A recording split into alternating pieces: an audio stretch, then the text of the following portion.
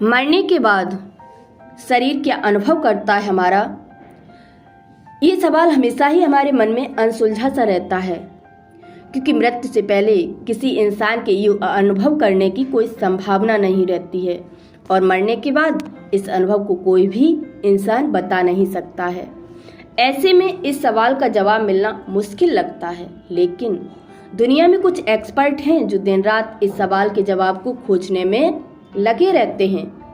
सालों से इस बारे में अपने रिसर्च के एक्सपीरियंस को शेयर करते ही रहते हैं। तो ऐसे ही एक एक्सपर्ट हैं जो कि हमारे कांटेक्ट में हैं और उन्होंने डेथ पर कुछ एक्सपेरिमेंट्स किए, जिसमें वो अपने क्लाइंट को उसकी पास्ट लाइफ में ले गए और फिर उन्होंने उससे पूछा कि जब तुम्हारी मृत्यु हुई तो मृत्यु होने पर तुमने क्या क्या अनुभव किया, और वही अनुभव आज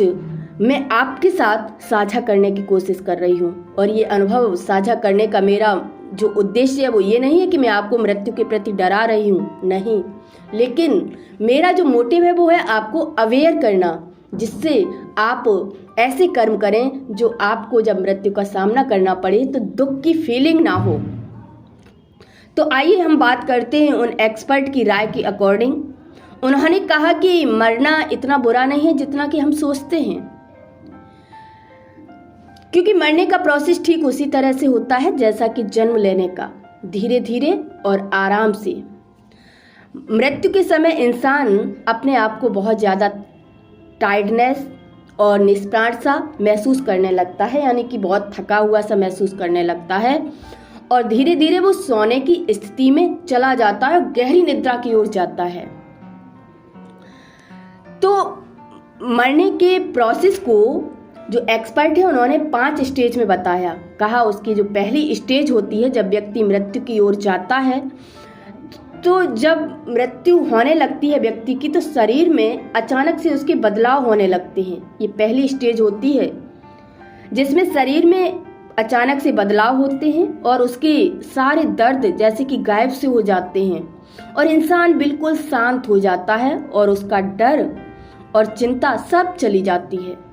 और धीरे धीरे उसे इस दुनिया का कोई भी शोर सुनाई नहीं देता है। फिर वो दूसरी स्टेज को क्रॉस करता है और दूसरी स्टेज में इंसान को ऐसा महसूस होता है जैसे कि वो हवा में उड़ रहा हो। वो अपने शरीर को बिस्तर पर लेटा हुआ भी देख सकता है और इसके बाद वो तीसरी स्टेज पर पहुंचता है और तीसरी स्टेज में उन एक्सपर्ट ने अपने अनुभव के अकॉर्डिंग, जो उन्होंने अपने क्लाइंट से अनुभव लिए उसके अकॉर्डिंग बताया कि करीब 98-99% 98-99% लोगों को बहुत ही आराम का अनुभव होता है। वहीं 2% लोग ऐसे होते हैं जिन्हें बहुत सारे शोर, स्मेल और अजीब से क्रिएचर महसूस होते हैं। इसके बाद उन्होंने कहा कि चौथी स्टेज पर जब व्यक्ति पहुंचता है तो चौथी स्टेज में वो महसूस करता है बहुत सारी रोशनी को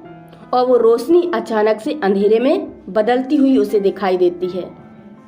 और ये रोशनी जो अंधेरे में बदलती है ये काफ़ी ज़्यादा ब्राइट और अट्रैक्टिव लगती है। उसके बाद वो 5वीं स्टेज पर पहुंचता है और 5वीं स्टेज पर पहुंचते ही उसे अपने आसपास बहुत सी खूबसूरती अनुभव होने लगती है, जिसमें बेहतरीन सा म्यूजिक सुनाई देता है, बहुत सुंदर सुंदर कलर दिखते हैं। तो इस तरीके से